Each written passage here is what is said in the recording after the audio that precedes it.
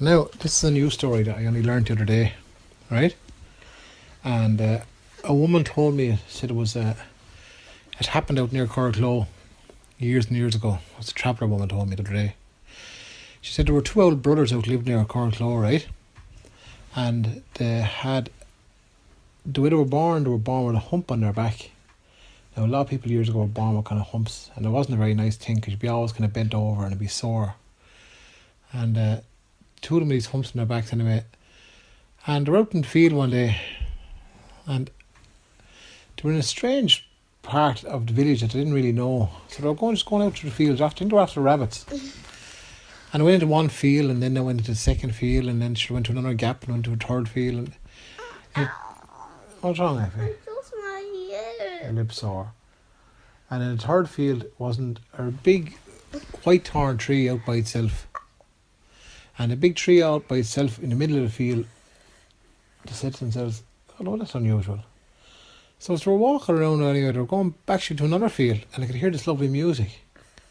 And they said, what's going on there? And they looked around, they could see no one. And they cocked their ears up and they could listen. And they figured out that the sound was coming from where the tree was. And they must have thought it was their imagination. Yeah, they did. They didn't know where it came from, or they were going, who?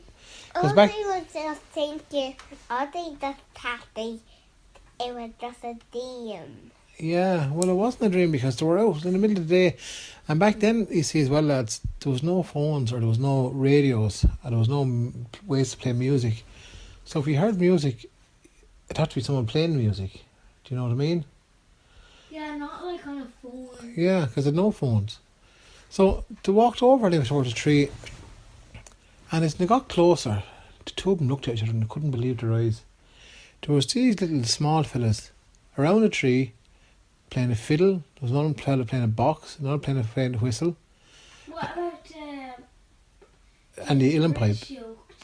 The one was playing the uilleann pipes. Drum, the big, The bower on. The bower on, Yeah, there was one fella that had a bower on and he was playing it with his hand. He wasn't playing it with the stick. He was getting good rhythms on it. And there was more of them dancing. And the boys walked up, and next minute they turned around real quick and the music just stopped. And the lad said, what have you got here? They says. I said, none of your business. And I said, are you fairies? I said, we might be. He's playing music. He said, God, you're very smart, aren't you? You're very observant fellas. I said, I know none of that, how can I carry on? So the man says, the boys, two brothers said, he was real. I says, of course we're fucking real. Didn't you hear us playing tunes? Hear this again. The other fella took out the pipes and started playing the tune. I goes, jeez, you're real alright. And the man went to touch him. One of the fellas had a hump on his back. He said, don't touch me in the fairy. Said the fella with a big stick on him. Don't you touch me. And I said, right, so we'll leave you, so the man says, then we'll go off, we'll leave you alone. So come back here, as the fairy says. He says, you going to tell anyone we're here? I says, of course we are. Go and tell them you're here and you're being you're ignorant little fuckers. And the man goes, the fairy says, listen, hang on. I'll do a deal, he says. I don't want anyone to know we're here. Do we, lads? Let all the fairies nod their head. And they said, right, I'm going to give you a wish. Give both of you a wish. And if I give you this wish, under no condition do you tell us that tell anyone that we're here. And if you tell anyone that we're here, he said to him, said that your wish is going to be undone. And you get fierce bad luck for doing it. And the two brothers turned their back. It was like in Dragon's Den. They turned their back anyway and they had a little bit of an old chat. And they both agreed, right, this is good. So they came back to the man. The fairy goes, right, what's your wish? And both of them said, we want these humps taken off our backs. So the fairies looked at each other. Right, done deal, they said. 2 humps can come off your back. Those humps will be off your back. It says when you go home tonight, you go home, get a night's sleep, and in the morning them humps will be gone. The lad said, are you sure? I said, we won't lie to you. But if you tell anyone we're here, you will get bad luck. So the two boys walked home anyway, and there were two of them delighted with each other. The tender said, Jesus, is this going to be real or not? Well, we'll go to bed tonight, we'll see. So they were kind of a half fierce excited anyway, and they didn't go off hunting rabbits anymore, and made it all the way home. It was getting dark, and one of the brothers said, the kind of quieter fella said that I'm going into bed, he says. And the other brother, I think his name was Jimmy, and Jimmy said, I'm just going to go outside, I want to go down to the village for something. So what did Jimmy do?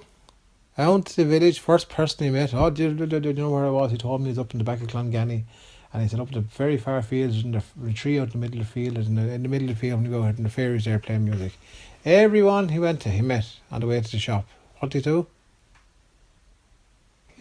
Yeah, told him.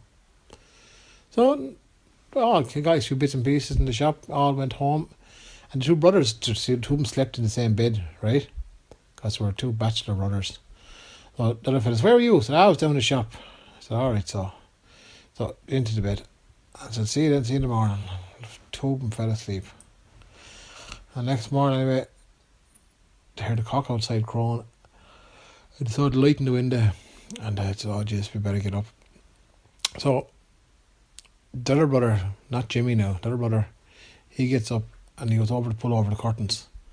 And the man Jimmy wipes his eyes and goes, oh. I said, what's wrong?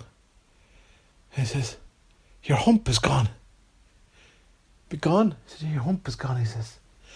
And here didn't your man look at that old mirror, a small mirror, and he turned his back up to the mirror, and as true as the fairies had said to him, his hump was gone. Oh, and he looked up and he blessed himself and said, oh, thanks be to God for this happening to me, thanks be to God. And he said, Jimmy, how do you let me see you. And he turned around, and your man's face just dropped.